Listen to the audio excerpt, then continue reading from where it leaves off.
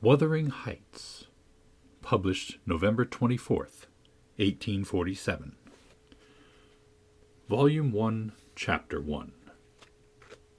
1801. I have just returned from a visit to my landlord, the solitary neighbor that I shall be troubled with. This is certainly a beautiful country. In all England I do not believe that I could have fixed on a situation so completely removed from the stir of society. A perfect misanthrope's heaven. And Mr. Heathcliff and I are such a suitable pair to divide the desolation between us. A capital fellow. He little imagined how my heart warmed towards him when I beheld his black eyes withdraw so suspiciously under their brows as I rode up, and when his fingers sheltered themselves, with a jealous resolution, still further in his waistcoat, as I announced my name. "Mr. Heathcliff?" I said. A nod was the answer. "Mr. Lockwood, your new tenant, sir. I do myself the honor of calling as soon as possible after my arrival, to express the hope that I have not inconvenienced you by my perseverance in soliciting the occupation of Thrushcross Grange. I heard yesterday you had some thoughts." "Thrushcross Grange is my own, sir," he interrupted, wincing. "I should not allow anyone to inconvenience me if I could hinder it. Walk in." The walk-in was uttered so close to teeth and expressed the sentiments, "Go to the deuce." Even the gate over which he leant manifested no sympathizing movement to the words, and I think that circumstance determined me to accept the invitation. I felt interested in a man who seemed more exaggeratedly reserved than myself. When he saw my horse's breast fairly pushing the barrier, he did pull out his hand to unchain it, and then sullenly preceded me up the causeway, calling as we entered the court, "Joseph, take Mr. Lockwood's horse and bring him up some wine." "Here we have the whole establishment of domestics, I suppose," was a reflection suggested by this compound order. No wonder the grass grows up between the flags, and cattle are the only hedge-cutters.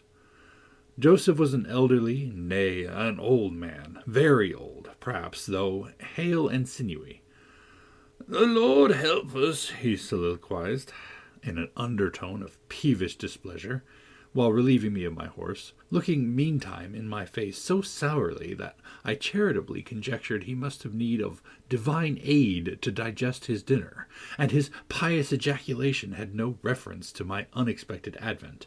Wuthering Heights is the name of Mr. Heathcliff's dwelling, wuthering being a significant provincial adjective descriptive of the atmospheric tumult to which its station is exposed in stormy weather. Pure, bracing ventilation they must have up there, at all times indeed. One may guess the power of the north wind, blowing over the edge, by that excessive slant of a few stunted firs at the end of the house, and by a range of gaunt thorns all stretching their limbs one way, as if craving alms of the sun. Happily the architect had the foresight to build it strong. The narrow windows are deeply set in the wall, and the corners defended with large jutting stones.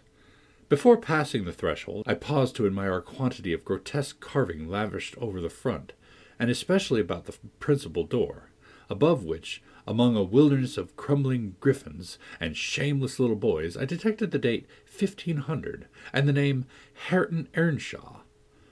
I would have made a few comments and requested a short history of the place from the surly owner, but his attitude at the door appeared to demand my speedy entrance, or complete departure, and I had no desire to aggravate his impatience previous to inspecting the penetralium. One step brought us into the family sitting-room, without any introductory lobby or passage. They call it here the house, preeminently. It includes kitchen and parlor generally, but I believe at Wuthering Heights the kitchen is forced to retreat altogether into another quarter. At least I distinguished a chatter of tongues and a clatter of culinary utensils deep within, and I observed no signs of roasting, boiling, or baking about the huge fireplace, nor any glitter of copper saucepans and tin colanders on the walls. One end, indeed, reflected splendidly both light and heat from the ranks of immense pewter dishes, interspersed with silver jugs and tankards, towering row after row in a vast oak dresser to the roof. The latter had never been underdrawn. Its entire anatomy lay bare to an inquiring eye, except where a frame of wood laden with oatcakes and clusters of legs of beef, mutton, and ham concealed it. Above the chimney were sundry villainous old guns and a couple of horse pistols, and, by way of ornament, 3 gaudily painted canisters disposed along its edge. The floor was of smooth white stone, the chairs high-backed, primitive structures, painted green, 1 or 2 heavy black ones lurking in the shade. In an arch under the dresser reposed a huge liver-colored bitch pointer, surrounded by a swarm of squealing puppies, and other dogs haunted other recesses. The apartment and furniture would have been nothing extraordinary, as belonging to a homely northern farmer with a stubborn countenance, and stalwart limbs set out to advantage in knee breeches and gaiters. Such an individual, seated in his armchair, his mug of ale frothing on the round table before him, is to be seen in any circuit of 5 or 6 miles among these hills, if you go at the right time after dinner. But Mr. Heathcliff forms a singular contrast to his abode and style of living. He is a dark-skinned gypsy in aspect, in dress and manners a gentleman, that is, as much a gentleman as many a country squire, rather slovenly perhaps, yet not looking amiss with his negligence, because he is an erect and handsome figure, and rather morose. Possibly some people might suspect him of a degree of underbred pride. I have a sympathetic chord within that tells me it is nothing of the sort. I know by instinct. His reserve springs from an aversion to showy displays of feeling, to manifestations of mutual kindliness. He'll love and hate equally under cover, and esteem it to a species of impertinence to be loved or hated again. No, I'm running on too fast. I bestow my own attributes over liberally on him. Mr. Heathcliff may have entirely dissimilar reasons for keeping his hand out of the way when he meets a would-be acquaintance, to those which actuate me. Let me hope my constitution is almost peculiar. My dear mother used to say I should never have a comfortable home, and only last summer I proved myself perfectly unworthy of one. While enjoying a month of fine weather at the sea-coast, I was thrown into the company of a most fascinating creature, a real goddess in my eyes, as long as she took no notice of me. I never told my love vocally. Still, if looks have language, the merest idiot might have guessed I was over head and ears. She understands me, at last, and looked in return. The sweetest of all imaginable looks. And what did I do?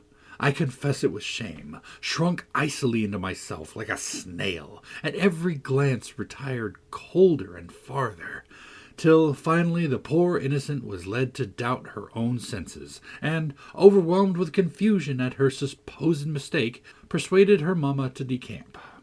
By this curious turn of disposition I have regained the reputation of deliberate heartlessness. How undeserved, I alone can appreciate. I took a seat at the end of the hearthstone opposite that towards which my landlord advanced, and filled up my interval of silence by attempting to caress the canine mother, who had left her nursery, and was sneaking wolfishly to the back of my legs. Her lip curled up, and her white teeth watered for a snatch. My caress provoked a long, guttural snarl.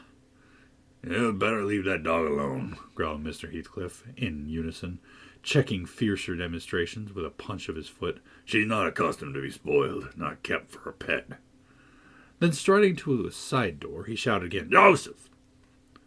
Joseph mumbled indistinctly in the depths of the cellar, but gave no intimation of ascending, so his master dived down to him, leaving me vis-à-vis the ruffianly bitch and a pair of grim, shaggy sheep-dogs, who shared with her a jealous guardianship over all my movements. Not anxious to come in contact with their fangs, I sat still. But, imagining they would scarcely understand tacit insults, I unfortunately indulged in winking and making faces at the trio, and some turn of my physiognomy so irritated Madame that she suddenly broke into a fury and leapt on my knees. I flung her back and hastened to interpose the table between us. This proceeding roused the whole hive. Half a dozen four-footed fiends of various sizes and ages issued from hidden dens to the common centre. I felt my heels and coat laps peculiar subjects of assault, and, parrying off the larger combatants as effectually as I could with the poker, I was constrained to demand aloud assistance from some of the household in re-establishing peace. Mr. Heathcliff and his man climbed the cellar steps with vexatious phlegm. I don't think they moved 1 second faster than usual, though the hearth was an absolute tempest of worrying and yelping. Happily, an inhabitant of the kitchen made more dispatch, a lusty dame, with tucked-up gown, bare arms, and fire-flushed cheeks, rushed in the midst of us, flourishing a frying-pan, and used that weapon and her tongue to such purpose that the storm subsided magically, and she only remained, heaving like a sea after a high wind, when her master entered on the scene. "What in the devil is the matter?" he asked, eyeing me in a manner that I could ill endure after this inhospitable treatment. "What the devil, indeed?" I muttered. "The herd of possessed swine could have no worse spirits in them than those animals of yours, sir. You might as well leave a stranger with a brood of tigers." "They won't meddle with person who don't touch nothing," he remarked, putting the bottle before me and restoring the displaced table. "The dogs do right to be vigilant. Take a glass of wine?" "No, thank you." "Not bitten, are you?" "If I had been, I would have set my signet on the biter." Heathcliff's countenance relaxed into a grin. Come. You're flurried, Mr. Lockwood. Here, take a little wine. Guests are so exceedingly rare in this house that I and my dogs, I am willing to own, hardly know how to receive them. Your health, sir." I bowed and returned the pledge, beginning to perceive that it would be foolish to sit sulking for the misbehavior of a pack of curs. Besides, I felt loath to yield the fellow further amusement at my expense. Since his humour took that turn, he, probably swayed by prudential considerations of the folly of offending a good tenant, relaxed a little in the laconic style of chipping off his pronouns and auxiliary verbs, and introduced what he supposed would be a subject of interest to me, a discourse on the advantages and disadvantages of my present place of retirement. I found him very intelligent on the topics we touched, and, before I went home, I was encouraged so far as to volunteer another visit tomorrow. He evidently wished no repetition of my intrusion. I shall go, notwithstanding. It is astonishing how sociable I feel myself compared with him. End of Chapter 1.